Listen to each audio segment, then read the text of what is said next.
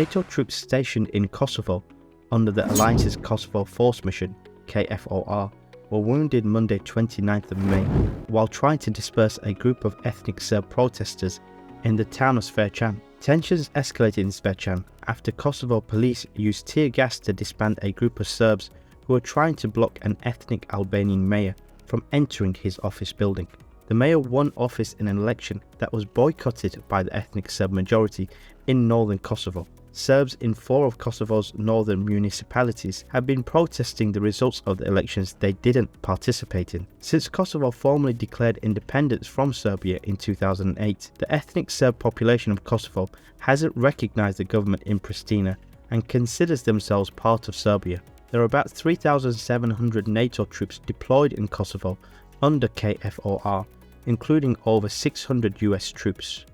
NATO has had a presence in the region since its 1999 bombing campaign against Serbia that resulted in the creation of the state of Kosovo. President Erdogan extended his 2 decades in power in the second round runoff, winning a mandate that will see him spend 3 decades in power.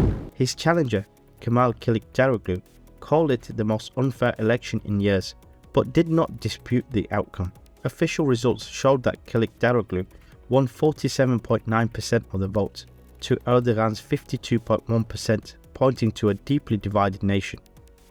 The election has been seen as one of the most consequential yet for Turkey, with the opposition believing it had a strong chance of unseating Erdogan and reversing his policies after his popularity was hit by the cost of living crisis. Instead, victory reinforced his image of invincibility. The prospect of 5 more years of his rule was a major blow to opponents who accused him of undermining democracy as he amassed ever more power.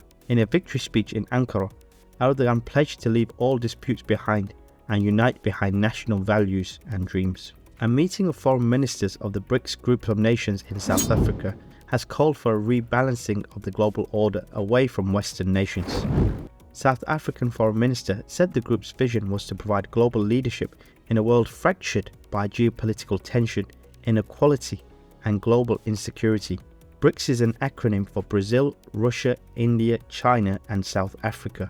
The BRICS is seen by some as an alternative to the G7 group of developed nations, which held its annual summit in the Japanese city of Hiroshima last month, and was also attended by the leaders of Brazil and India. On the first 2 days of talks in Cape Town, Indian Minister of External Affairs said the gathering must send out a strong message that the world is multipolar, that it is rebalancing, and that old ways cannot address new situations. At the heart of the problems we face is the economic concentration that leaves too many nations at the mercy of too few, he said. The BRICS organization was established back in 2006, and member nations meet regularly, but for the moment the organization has not been able to put a dent into the global liberal order. The Taliban's Minister of Energy and Water, Abdul Latif Mansour, called for negotiations to address the issue of the Helmand Water Treaty. Tensions recently escalated amid a dispute of the Helmand River, which is a vital source of water for both countries. Lake Hamoun is the largest freshwater lake in Iran. It used to be one of the world's largest wetlands, straddling 1,600 square miles between Iran and Afghanistan, but it has since dried up due to drought and the impact of dams and water controls. The lake is of great importance for the regional environment and the economy. Afghanistan and Iran signed the Helmand River Treaty in 1973 to regulate the allocation of river water, but the accord was neither ratified nor fully implemented, causing disagreements and tensions to persist. A major source of concern for Iran is Afghanistan's construction of dams, reservoirs and irrigation systems along the Helmand River. Tehran fears that these projects reduce water flow into Iran, but Kabul argues that it is within its rights to expand water storage and irrigation capacities within Afghanistan. Public anger in the eastern Iranian region has already been mounting amid water shortages and other economic and social problems, and the latest clash between Iranian and Taliban troops increased the tensions.